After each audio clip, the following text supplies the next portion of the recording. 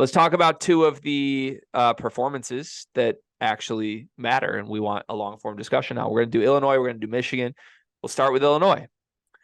The Illini destroyed Ottawa as they should, 116-65. As I mentioned to you, Terrence Shannon led all scorers. He had 18 points in this game, but there were some other things of note for the Illini. I want to start with, I guess, the question that I think everybody should have for this team. Can this team shoot? Cart, they shot 14 for 42 from three-point range. That's 33% as a team.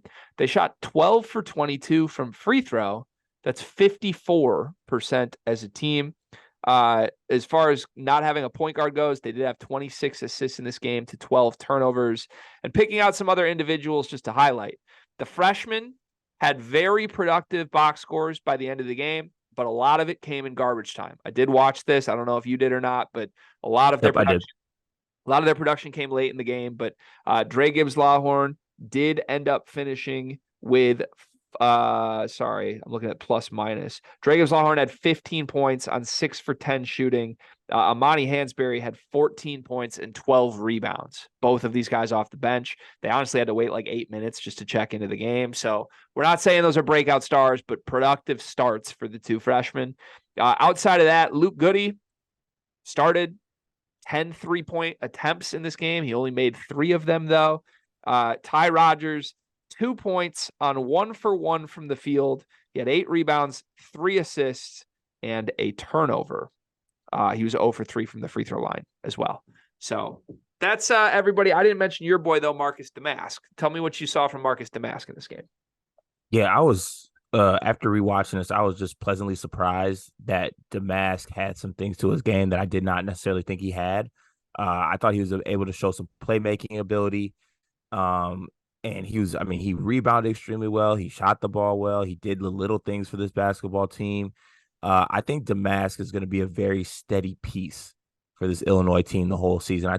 I'm not saying they can count on him to be like the leading scorer or something like that, but I think you can throw Damask out there and you can always count on him making the right play, doing the right things, and you're going to get some games where he is the leading scorer. Like, that's going to happen for him, but it doesn't matter to him if he is or not. I think he's just a player that is coming up a level and obviously in the basketball world, coming to the Big Ten, and he wants to play that style of basketball. He wants to play at the highest level and play winning style basketball.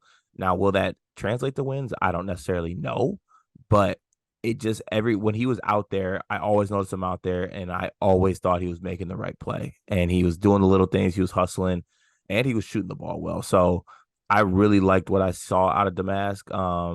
And we mentioned him being a player that could be very important for this Illinois team. I think we might have undersold the impact that Damask can have on this Illinois team. That was my big takeaway from the first exhibition. I think you're right. And I think I slowly kind of was coming around on that based on what I heard in the offseason. But if you've listened to us all offseason, I went from like laughing at the Damask ad, totally downplaying it, to like, I might have been a little harsh on him. He might be a dude.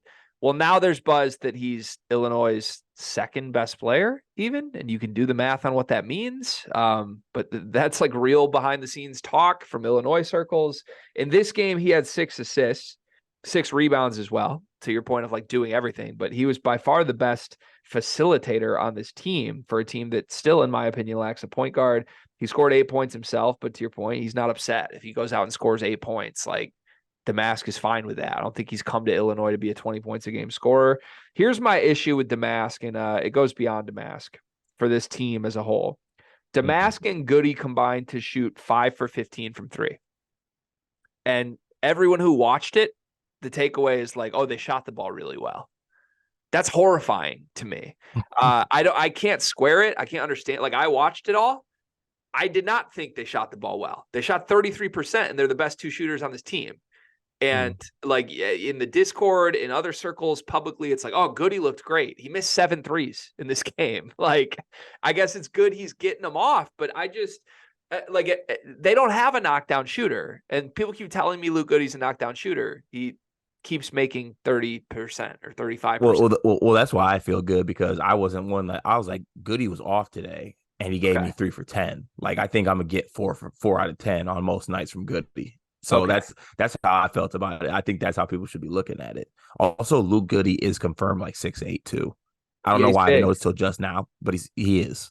Yeah, there's some defensive potential I like a lot here. Like especially with the starting group in this game with Shannon, Damask, Goody, Rogers, Hawkins. Like I mean, that's a very interchangeable defense with a lot of like tall, big body dudes. Coleman was Um, really good too in this game. Coleman was really good. Nobody's talking about it. He was quiet, which I think is honestly kind of good in my opinion. Like if we're coming away from a game like that was a quiet Coleman Hawkins game and just productive, I'm very in on that. I think that bodes well for Illinois. But yeah, he had the really nice he had a no-look pass early in the game that was awesome. He finished with 10 points, 4 for 5 shooting. Like he didn't take any crazy shots. So I'm in. Yeah, I just want to see some shots go in from Damask and Goody.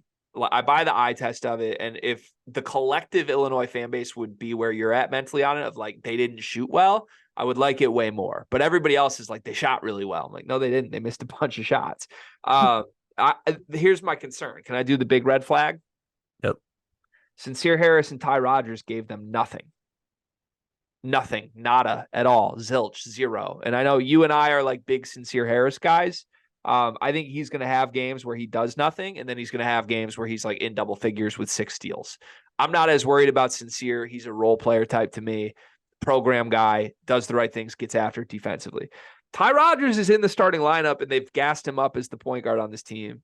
And he's just not. He's not going to be good in this role. I know we've said it. I know I've predicted it. Well, now the games have started. You can watch a full game of footage on this. Ty Rogers is like vividly uncomfortable in this role. He's not going to be good if he has to play point guard on this team. And quite frankly, I don't think they need him to. Like, I think they should kill this experiment now.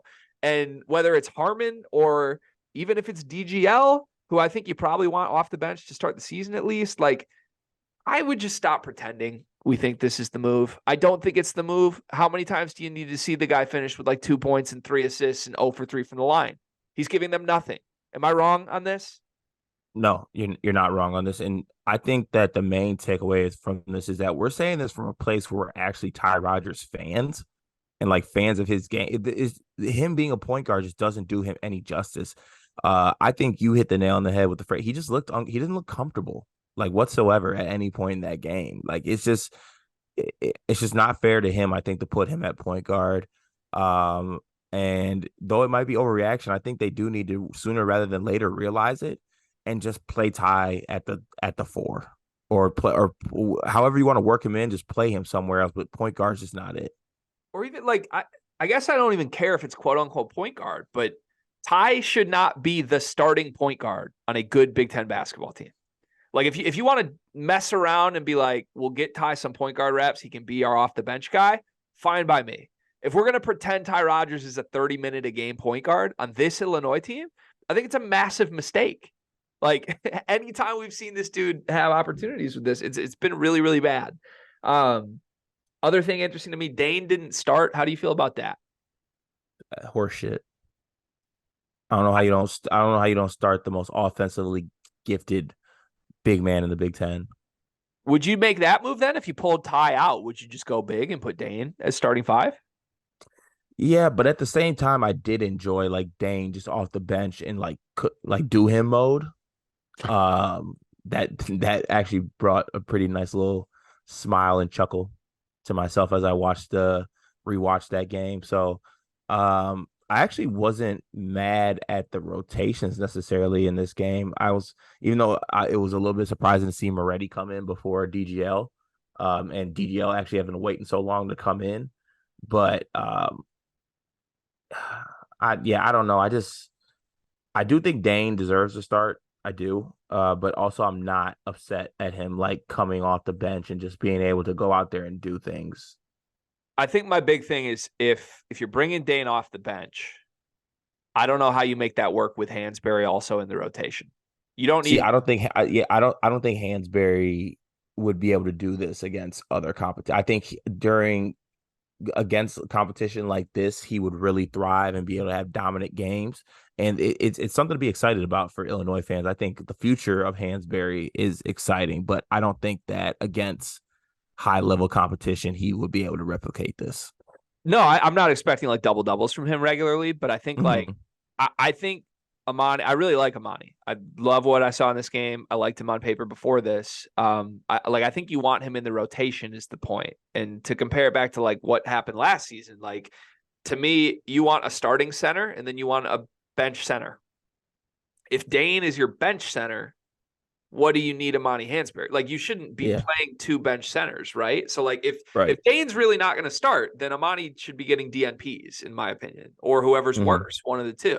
Which is why I think you like need to start a center almost because I think it's important for Amani's development that he gets 8 to 12 minutes a game off the bench, and I don't know Yeah. why Well, you would mess around with that if Dane's coming off the bench.